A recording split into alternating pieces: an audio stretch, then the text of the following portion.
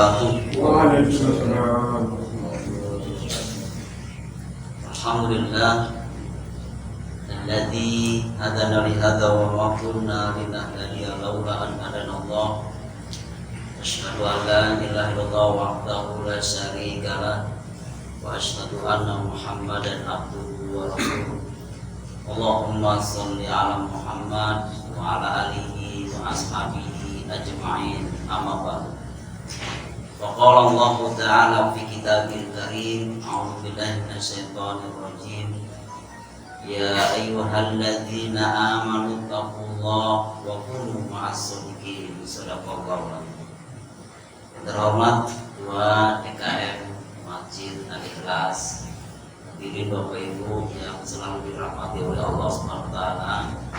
Malam hari ini tentunya kita senantiasa bersyukur kepada Allah Subhanahu wa taala, dan Allah senantiasa mengaktifkan detak jantung kita sehingga malam hari ini kita masih diberi kesempatan oleh Allah untuk memperbanyak amal ibadah kita.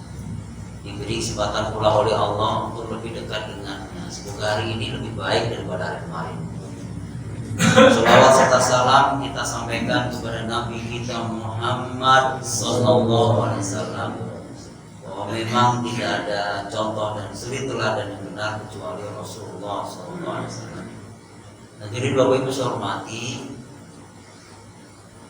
negara ini baru saja berulang kembali datang tentang musibah COVID-19 yang kita sebut Omikron. Kalau dulu Corona, sekarang Omikron. Namun walaupun demikian, Bapak Ibu tidak perlu merasa khawatir, tetap optimis dalam menghadapi pandemi COVID-19 ini, tetap istiqomah, tidak boleh kendor dalam hal ibadahnya, tidak boleh putus asa. Nah, kekasih Allah yang disebut kekasih Allah itu tidak ada rasa kekhawatiran. Siapa sebenarnya wali-wali Allah itu? Coba Bapak Ibu buka surah Yunus. Surah Yunus itu surah ke-10, ayatnya ayat 62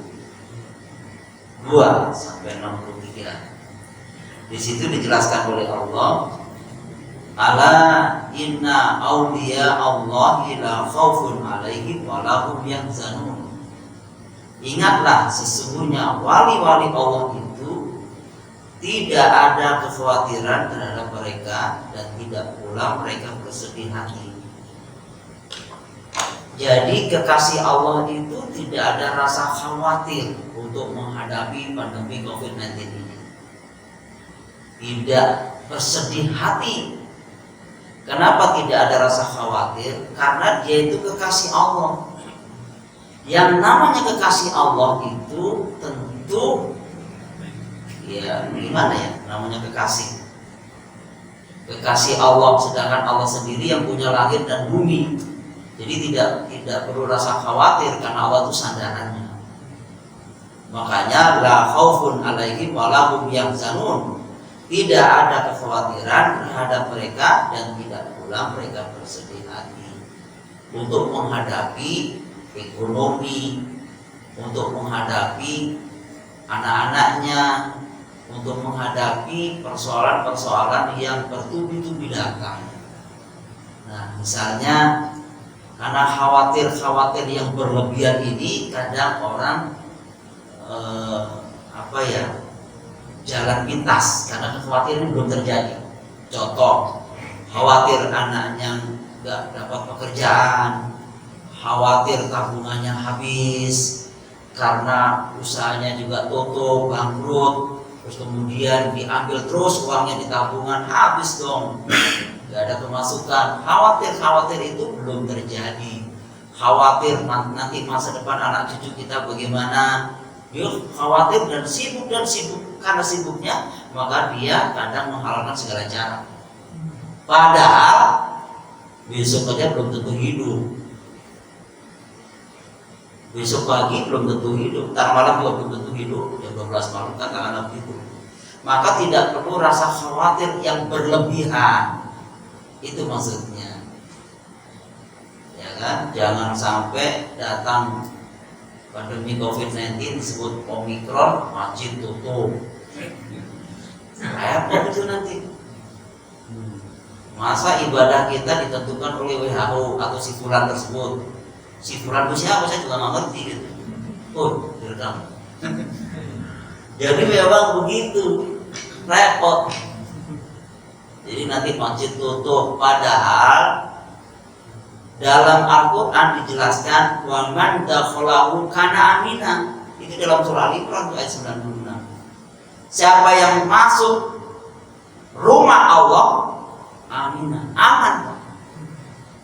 Coba logikanya Bapak, coba minta tolong logikanya nih. Yang berfirman ini yang punya langit dan bumi, yang ngatur aliran darah kita tiap hari. Maka Allah berfirman, wa man dakhalahu kana amina. Siapa yang masuk rumah Allah aman. Masa masjid ada kena virus? Kan begitu, aman. Apakah tidak boleh prokes? Boleh. Is okay pakai masker, jaga jarak misalnya ya, silakan. Tapi jangan ditutup. Repot loh nanti kalau ditutup. Begitu. Makanya tetap istiqomah di jalan yang benar.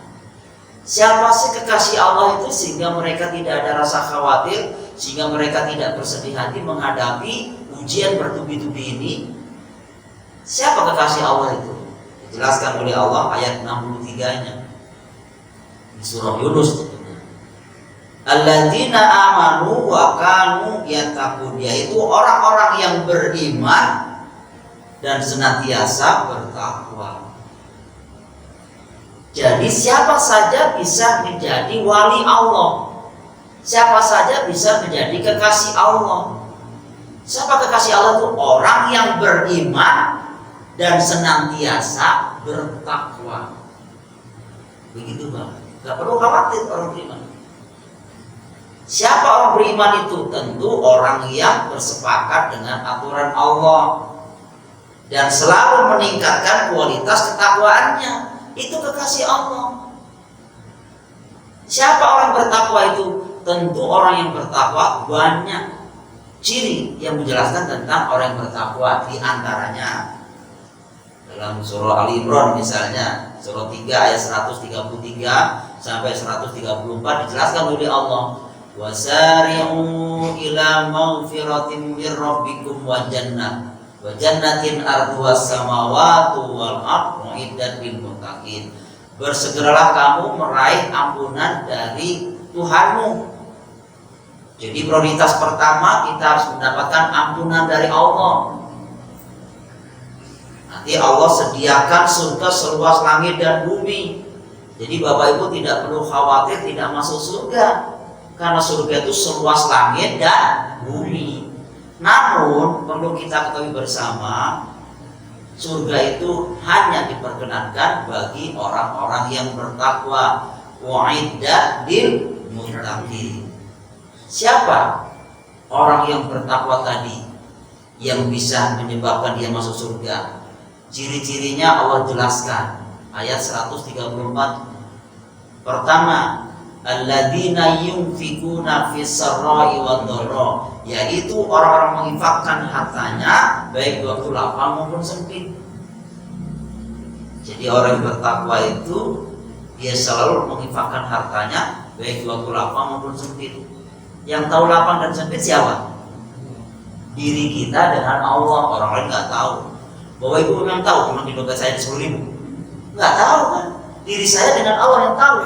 Makanya ketika saya menginfakkan harta saya 5.000, cuma nggak apa-apa. Yang tahu kan Allah dengan saya, orang lain nggak. Masa Bapak Ibu mengorek-orek ekonomi saya, misalnya kan begitu. Jadi lapang dan sempit itu diri kita dengan Allah yang tahu.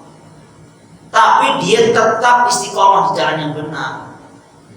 Karena orang beriman tadi, Jadi orang bertakwa menginfakkan hartanya baik waktu lapang maupun sempit. Yang kedua, wal kadhiminal ghaidha, menahan amarah. Menahan amarah. Jadi orang yang bertakwa itu bukan tidak bisa marah, bisa marah, namun lebih dominan menahan amarah. Masjid ditutup, ya ditahan dulu lah, jangan marah-marah. Ya tapi ya jangan ditutup kan gitu ya. Takut nanti meledak umatmu. Oke, baik. Yang ketiga, wal afina anas, memaafkan kesalahan orang lain. Jadi memang konsep Islam itu bukan minta maaf, tetapi memberi maaf. Jadi tetangga kita, teman kita, kolega kita, anak kita, istri kita, orang tua kita punya salah sama kita, mereka belum minta maaf, kita sudah memaafkan. Kira-kira aman nggak? Aman. Wal afina anas. Nah, perbuatan orang bertakwa tadi, ketiga unsur tadi, menginfakkan hartanya baik waktu lapang maupun sempit, kemudian menahan amarah, kemudian memaafkan kesalahan orang lain, perbuatannya disebut ihsan. Ihsan itu berbuat baik karena Allah. Makanya Allah cinta kepada orang yang berbuat ihsan. Wallahu yuhibbul muhsinin. Makanya tidak ada rasa khawatir menghadapi pandemi COVID-19 ini yang disebut Omikron dan begitu. Nanti lama-lama bisa diganti dengan Kopokran. Apa tuh? Gitu. Oke, baik. Nah, dengan demikian, itulah orang yang bertakwa. Alladzina amanu wa kanu yattaqun, itu orang yang beriman dan senantiasa bertakwa, itu kekasih Allah, wali Allah. Jadi mohon maaf Bapak Ibu yang saya hormati, kalau disebut aulia, jadi wali Allah itu konotasinya jangan terus digambarkan pakai udung-udung, pakai kuamis nanti sampai nyapu halaman, kalau itu Batman kan gitu. Jangan digambarkan ke sana Bapak Ibu. Iya, itu performan dibenarkan dalam agama. Namun yang disebut kekasih Allah, wali Allah itu siapa saja yang beriman dan senantiasa bertakwa, itu kekasih Allah. Siapa lagi yang menjelaskan ciri-ciri orang bertakwa? Orang yang bertakwa itu mempunyai dua hubungan. Jadi hubungan dengan Allah, dua kesadaran maksud saya. Hubungan dengan Allah dilanjutkan dengan hubungan sesama manusia. Vertikal oriented dilanjutkan horizontal oriented, itu orang bertakwa. Contoh dalam surah 57 ayat 4, di situ dijelaskan wa huwa ma'akum aina ma kuntum wallahu bima ta'maluna basir. Dia Allah bersama kamu di mana saja kamu berada dan dia mengetahui apa yang telah kamu kerjakan. Jadi orang yang bertakwa dia merasakan kehadiran Allah. Allah itu selalu hudur. Allah itu selalu hadir. Dalam bahasa Latin disebut omnipresent. Dia merasakan kehadiran Tuhan. Jadi Allah itu bukan ada, tapi hadir. Inilah bedanya, tanda kutip nih, inilah bedanya orang religius dengan orang yang bertakwa. Orang religius yang mengatakan Allah itu ada. Di mana adanya Allah? Di masjid. Di mana lagi? Majelis taklim. Di mana lagi? Di musola. Di pasar gak ada Allah. Makanya masih curang, masih menipu dagangannya, mengurangi takaran timbangan. Di kantor gak ada Allah, sehingga masih manipulasi data. Kan begitu. Itu orang religius, ya kan? Di kantor sebagai seorang dokter, ya tanda kutip, walaupun tidak semuanya dokter kan gitu, karena dia orang religius, karena Allah adanya di masjid, dia mengadakan alat-alat kesehatan. Manipulasi data juga sama. Berarti mereka baru religius. Kalau orang yang bertakwa di mana saja merasakan kehadiran Allah. baik di kantor, di rumah, di masyarakat, ya kan, dalam perdagangan transaksi sosial pun juga tetap di situ Allah hadir. Karena Allah bersamamu, wa huwa ma'akum aina ma kuntum wallahu bima ta'maluna basir. Jadi ibarat bahasa sekarang itu ada CCTV-nya, ada kamera ilahiyah. Di mana saja kita berada, disitulah ada Allah. Maka orang yang bertakwa tidak mungkin dia berbuat maksiat. Orang yang bertakwa tidak mungkin manipulasi data. Orang yang bertakwa tidak mungkin melakukan perzinahan, perselingkuhan. Kenapa? Karena merasakan kehadiran Allah. Mohon maaf, kira-kira mudah dimengerti ya? Mohon maaf. Merasakan kehadiran Allah. Begitu ya. Nah, yang di masa dua kesadaran dicontohkan oleh Allah melalui filosofi sholat. Waktu sholat, Allahu Akbar, takbiratul ihram. Di saat itu orang yang bertakwa mempunyai kesadaran secara vertikal, hablum minallah, vertikal oriented. Tapi sholatnya ditutup dengan salam, bukan begitu. Dibuktikan, assalamualaikum warahmatullahi wabarakatuh. Tengok kanan, assalamualaikum warahmatullahi wabarakatuh. Tengok kiri, berarti di saat itu dia sedang mempunyai hubungan hablum minan nas, horizontal oriented.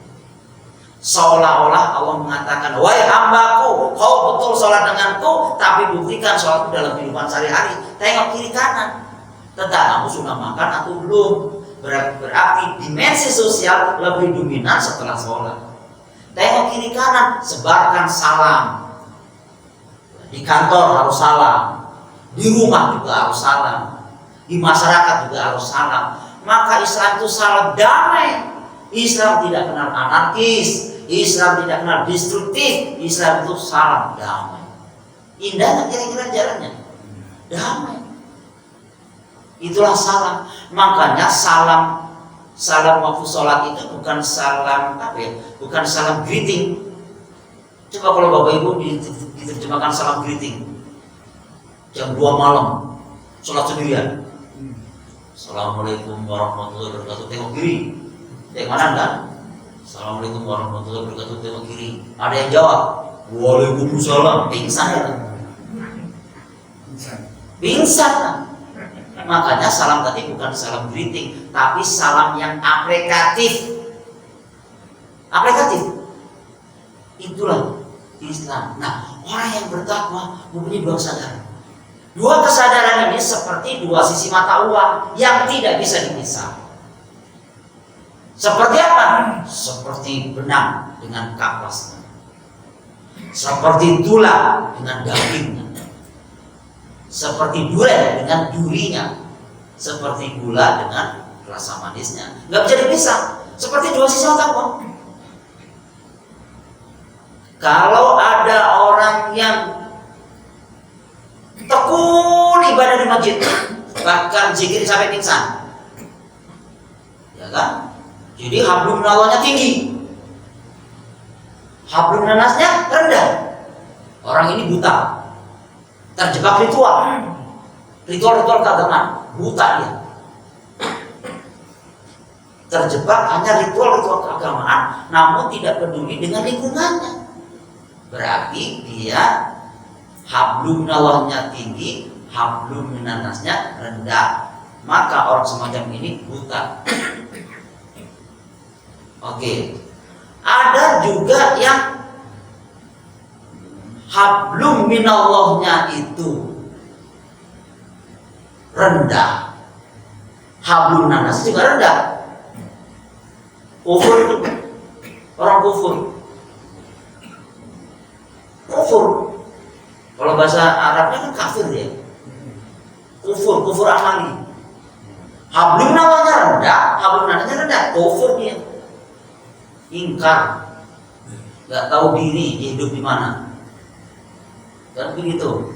Nah ini, nah yang ketiga, hablum minallahnya rendah, hablum nanasnya tinggi. Berarti ini hedonis, materialis, serba permisif dan hedonis. Glamor Pak. Pokoknya hidupnya wah, tanpa diperhatikan norma-norma ilahiyah. Orang semacam ini menghalalkan segala cara. Makanya kalau kerja menghalalkan segala cara, nggak peduli dengan rakyat, ditindas saja.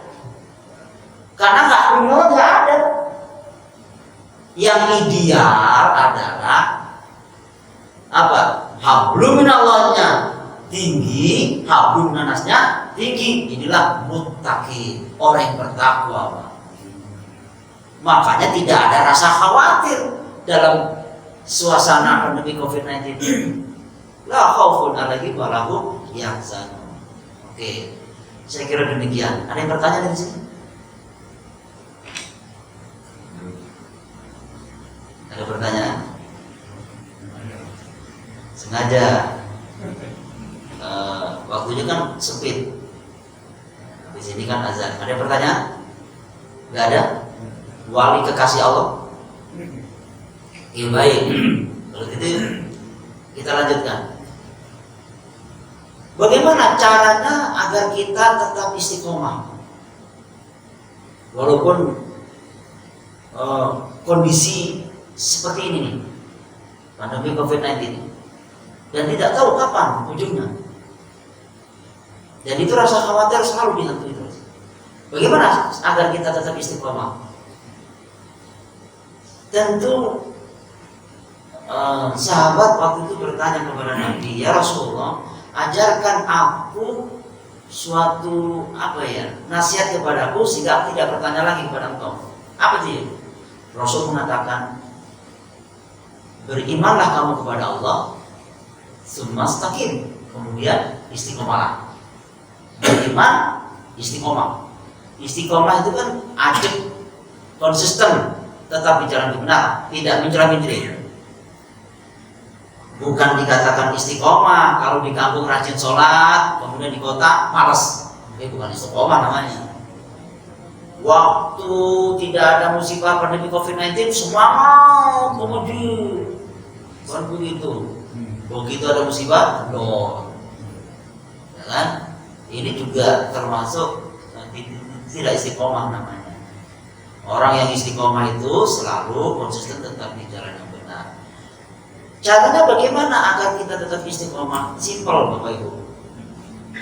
Pertama, kita harus memahami betul tentang kalimat tauhid, yaitu la ilaha illallah, bahwa memang tidak ada Tuhan selain Allah, bahwa memang tidak ada yang dipentingkan kecuali hanya Allah. Itu dulu. Kenapa dikatakan awalnya itu harus pemahaman tentang tauhid la ilaha illallah? Karena banyak orang yang khawatir tentang ekonominya pergi ke dukun, Pak. Pergi ke dukun loh, Pak. Supaya apa? Ke dukun. Dagangannya laris. Dukun. Enggak istiqomah. Syirik berarti kan? Agama Islam memberikan solusi tauhid. 13 tahun Rasulullah itu menggembleng sahabat-sahabatnya dengan tauhid di Mekah. Tauhid. La ilaha illallah. Yang mempersatukan umat Islam itu bukan ormas. Yang mempersatukan umat Islam itu bukan organisasi, bukan baju, bukan partai, tapi kalimat la ilaha illallah. Itu Pak. Itu yang mempersatukan umat Islam. La ilaha illallah. Makanya Allah berfirman di dalam surah 20. Surah 20 itu surah Toha ayat 14. Allah telah berfirman, innani anallah, sesungguhnya aku adalah Allah. La ilaha illa ana, bahwa tidak ada Tuhan selain aku. Artinya tidak ada yang kamu pentingkan, kamu cintai dan rela diatur kecuali aku, yakni Allah. Di mana Allah mengaturnya? Dalam Al-Quran kita diatur oleh Allah. Lantas Allah berfirman, fa'budni, maka mengabdilah kamu kepadaku. Bahasanya mengabdi, Pak, bukan menyembah. Ya kan? Fa'budni, mengabdilah kamu kepadaku. Karena memang tugas pertama Allah ciptakan manusia ini untuk mengabdi, Pak. Wa ma khalaqtul jinna wal insa illa liya'budun. Aku tidak akan menciptakan jin dan manusia kecuali untuk mengabdi kepadaku. It's okay, ada yang menerjemahkan beribadah, benar, nggak salah itu. Ada ibadah makdoh, ada ibadah ghairu makdoh. Ibadah makdoh, sholat ritualnya 5 waktu. Ghairu makdoh termasuk bekerja, itu juga ibadah. Ya kan, mendampingi keluarganya juga ibadah. Yang disebut yang mana yang disebut ibadah? Kerja ibadah, is oke, benar, kerja ibadah. Yang seperti apa disebut ibadah? Yang mengabdi kepada aturan Allah, gak menyimpang, Pak, gak korupsi, itu baru sebut ibadah. Paham Bapak ini sendiri? Bagaimana mungkin disebut ibadah? Pakai peci seperti saya, pakai baju koko, ya kan? Kemudian duduk di anggota DPR, korupsi 100 miliar. Apa itu ibadah? Ya enggak dong. Makanya cukup miskin yang ada di Bandung itu penuh, Pak. Bukan malah berkurang di sana itu. Mohon maaf loh, pembunuhan di mana-mana, begal di mana-mana, teriak maling di mana-mana. Coba bayangkan, umat Islam mereka semua. Orang keluar dari garasinya sendiri diteriaki maling, Pak. Padahal mobilnya sendiri. Coba akhirnya dipukulin, kemudian diambil barang-barangnya. Bayangkan, udah dekadensi moral, miris nih. Anak belajar kemudian dibunuh, kemudian tawuran. Karena mereka nggak ngerti tentang tauhid la ilaha illallah, nggak pernah tahu. Nah, yang pejabatnya juga itu sibuk bagaimana untungnya 70%. Tanda kutip kalau nggak semua gitu. Itu semuanya akibat mereka tidak mengabdi terhadap aturan-aturan Allah. Logikanya gampang, Bapak Ibu. Misalnya kita sebagai pegawai di PT X, ya kan, di PT X ada SOP-nya, ya kan, ada treatment-nya di situ, ya kan. Oke, berarti saya mengabdi kepada manajemen yang dibuat oleh perusahaan tersebut. Berarti katakanlah saya berangkat ke kantor jam 7, pulang jam 5 sore misalnya. Itu SOP-nya, karena saya mengabdi kepada manajemen yang dibuat oleh PT tersebut. Walaupun ada owner, nggak ada owner, saya kerja, Pak. Karena saya mengabdi kepada aturan main yang dibuat oleh manajemen tersebut. Tapi kalau saya bukan mengabdi, namanya menyembah, ada ownernya baru kerja, Pak. Nggak ada owner, chatting saya, main catur, korupsi waktu. Begitu ya. Oke, baik.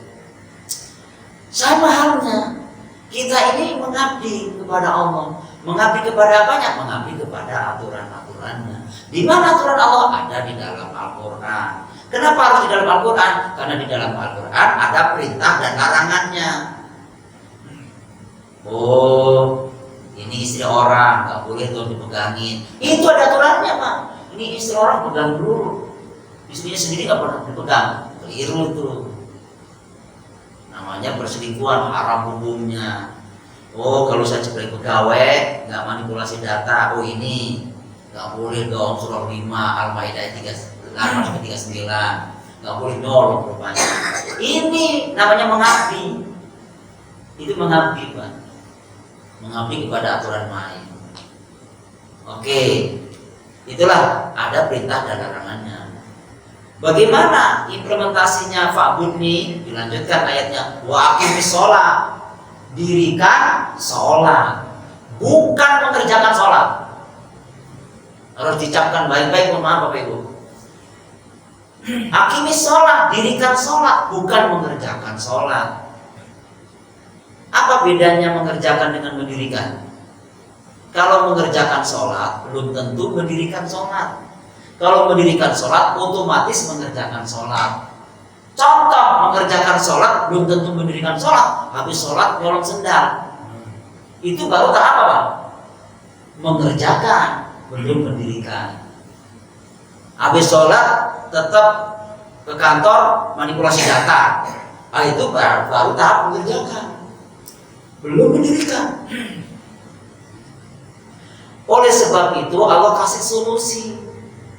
Sebelum mendirikan sholat, dalam hal ini Allah telah berfirman, baca ayat-ayatku, taklim, tadabbur Quran. Di dalam surah 29 Al-Ankabut itu ayat 45, Utslu ma uhiya ilaika minal kitab wa aqimis shalah. Bacalah apa yang telah diwahyukan kepada kamu, tadabburi yakni Al-Qur'an. Ikuti kajiannya, taklim. Setelah itu apa? Aqimis shalah, baru dirikan sholat, bukan mengerjakan. Kalau mendirikan kan membangun, membangun fondasi-fondasi sendi-sendi keimanan, itu mendirikan sholat. Makanya surah 29 ayat 45 tadi dijelaskan oleh Allah, surah An-Nisa ayat 103. Fa idza qadaytumus sholata fadhkurullaha qiyaman wa qu'udan wa 'ala junubikum. Apabila kamu telah menyelesaikan sholatmu, ingatlah Allah kamu dalam keadaan berdiri, duduk, berbaring setelah sholat. Makanya dilanjutkan surah 20 ayat 14 tadi, setelah aqimis sholat, Allah bertanya, untuk apa kita mendirikan sholat? Dijawab oleh Allah, lizikri, untuk mengingat aku, kata Allah. Untuk mengingat aku. Pertanyaannya, zikir diterjemahkan mengingat. Setuju Bapak Ibu zikir diterjemahkan mengingat? Oke, pertanyaannya mengingat siapa? Mengingat siapa Bapak Ibu? Ingat Allah. Bapak Ibu pernah melihat wajah Allah? Lantas berzikir mengingat Allah, mengingat apanya? Yes, ingat aturan-aturannya. Itu setelah sholat. Makanya dalam surah An-Nisa ayat 105 tadi, apabila kamu telah menyelesaikan sholatmu, ingatlah Allah dalam keadaan berdiri, duduk, berbaring. Setelah sholat, ingat Allah. Setelah sholat.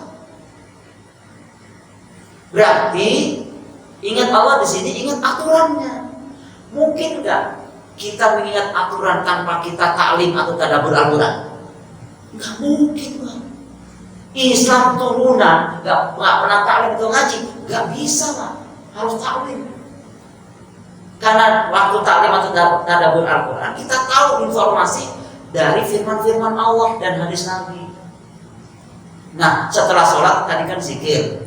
Berarti zikirnya zikir aplikatif. Saya jelaskan. Zikir aplikatif namanya. Zikirnya berdagang, tidak mengurangi takaran timbangan. Berarti surah 11:84. Zikirnya anak muda, tidak berzina. Berarti surah 17 ayat 32. Zikirnya orang tua, pendidik di jalan yang benar. Berarti surah 66 ayat 6. Dan surah 31 ayat 12 sampai 18. Zikirnya seorang anak, patuh dan taat kepada kedua orang tuanya. Berarti surah 17 ayat 23 sampai 24. Terus begitu. Zikirnya seorang suami, melindungi istri, mengayomi istrinya dan anaknya di jalan yang benar, mencari nafkah yang halal. Berarti surah 4 ayat 34. Zikirnya seorang istri, patuh dan taat kepada suaminya, menjaga kehormatannya ketika suaminya tidak ada di rumah. Berarti surah 4 ayat 34 sampai 35. Itu zikir. Zikirnya pejabat, tidak mengkhianati rakyatnya. Berarti surah 8 ayat 27. Itu zikir. Zikirnya pegawai, tidak manipulasi data, tidak korupsi. Berarti surah 4 ayat 29 dan ditambah surah 5 ayat 38 sampai 39. Zikirnya orang kaya, zikir sosial, bersedekah, memberi, Pak. Itu zikirnya sosial orang kaya. Berarti surah 57 ayat 18 dan surah 4 ayat 124. Karena beramal soleh. Zikirnya ulama, memberikan fatwa yang benar, gak mencela-mencela, ya Pak. Berarti surah 35 Fatir ayat 28. Itu zikirnya ulama.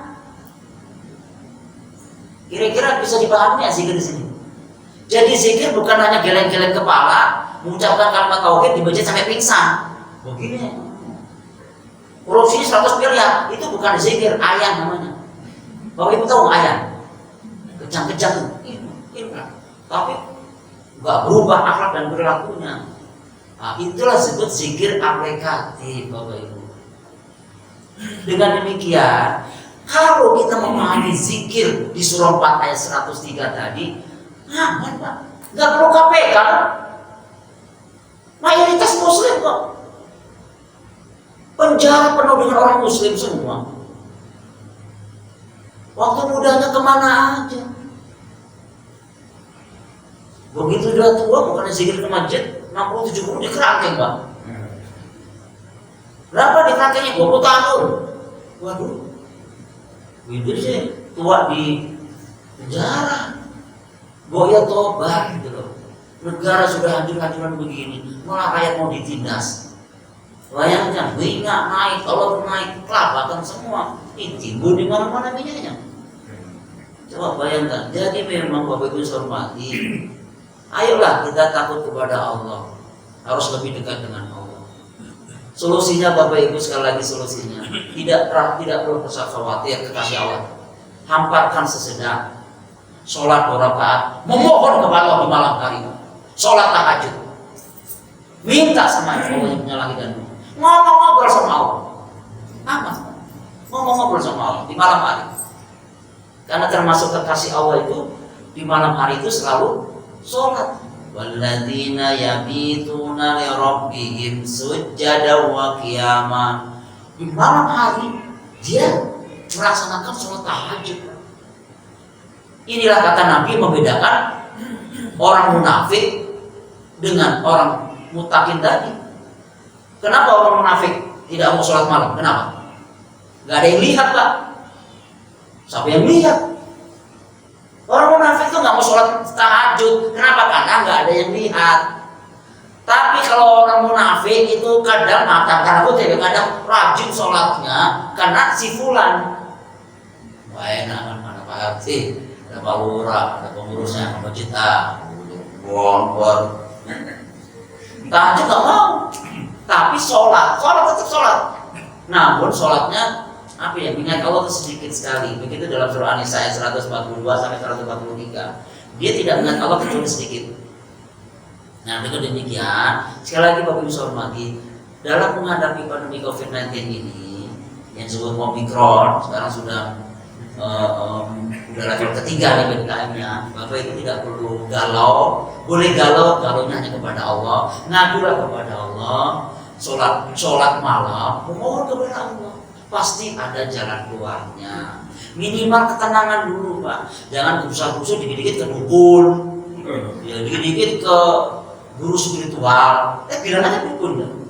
Guru spiritual, bilang dukun lah. Oke, baik. Saya kira demikian ya. Inilah aulia, kekasih Allah. La khaufun alaihim wa la hum yahzanun. Jadi ala inna aulia Allahi la khaufun alaihim wa la hum yahzanun. Ingatlah sesungguhnya wali-wali Allah itu, artinya kekasih-kasih Allah itu tidak ada kekhawatiran terhadap mereka dan tidak pula mereka bersedih hati. Siapakah kekasih Allah atau wali Allah tadi? Alladzina amanu wa kanu yattaqun, yaitu orang-orang beriman dan mereka selalu bertakwa. Itulah kekasih Allah. Baik, saya kira demikian. Ada pertanyaannya? Ya, silakan. Ada istilah lain ya. Hakimus sholat ada yang mendefinisikan menegakkan sholat, bukan mengerjakan tapi menegakkan sholat. Menegakkan. Iya, menegakkan. Oke. Bisa diterjemahkan 1000 bahasa, bisa diterjemahkan 1000 makna. Jadi qiyam kan berdirinya. Karena berdiri itu menegakkan kan? Misalnya bangun rumah. Kalau dulu kan gambar rumah anak-anak kita itu atapnya dulu ya gambar rumah. Kalau gambar rumah kan dulu kan gitu ya. Kalau gambar rumah itu gentengnya dulu ya. Terus fondasinya nggak dibangun, ambruk kan? Ambruk lah, itu gambarnya udah salah dari awal. Makanya gambar rumah itu ya kalau bangun rumah fondasi dulu. Fondasi itu kan berarti menegakkan kan? Menegakkan tiang ya. Nah, itulah qiyam namanya, berdiri. Qiyam. Koma ya koma kan, makanya foto koma di sholat berdiri itu bisa koma kan duduk, nggak benar namanya. Ya, qiyam itu artinya berdiri. Qiyam. Kan gitu. Jadi aqimis sholat, dirikan sholat, tegakkan sholat, itu benar. Tegakkan sholat tadi. Berarti menegakkan sholat itu membangun sendi-sendi keimanan dalam kehidupan sehari-hari itu, Pak. Bukan ritualnya. Ritual nggak perlu kita bicarakan, Pak. Begitu, Pak Haji. Ritual, kenapa ritual tidak perlu kita bicarakan? Kenapa? Mohon maaf. Kenapa, Pak? Sudah menyatu. Duren pasti berduri. Ada nggak duren tidak berduri? Semangka kali. Udah keren katanya. Oh, beda lagi. Udah keren. Duren udah keren, beda itu. Diri terus tuh itu. Iya. Itu menegakkan terus tuh udah keren. Wah, betul itu. Mana mungkin duren udah keren nggak tegak. Ini bukan duren namanya. Terong. Oke, jelas di situ. Jadi yang saya mohon maaf. Jadi yang dimaksud di sini adalah ritual sholatnya tidak perlu kita bicarakan, Pak. Karena sudah menyatu. Artinya apa? Muslim pasti sholat. Pasti sholat dong, Pak. You Muslim, ya nggak sholat, ya bukan Muslim namanya. Duren kok nggak peduli, dia bukan duren semangka. Gitu, nggak apa kan? Mau kemana aja Muslim pasti sholat, nggak perlu disuruh, Pak. 5 waktu jelas. Itu ritualnya. Cuma yang dituntut oleh Allah setelah ritual itu ngapain? Itu disebut mendirikan, menegakkan tadi. Misalnya santun, akhlaknya, itu kan mendirikan ya. Ngomongnya nggak terlalu kasar, itu juga mendirikan. Qaulu salama, itu setelah sholat, bukan ritualnya. Ritual Bapak itu sudah jelas pada 5 waktu. Maka ditambah sunnah-sunnahnya, kemudian bagiannya, itu sudah jelas.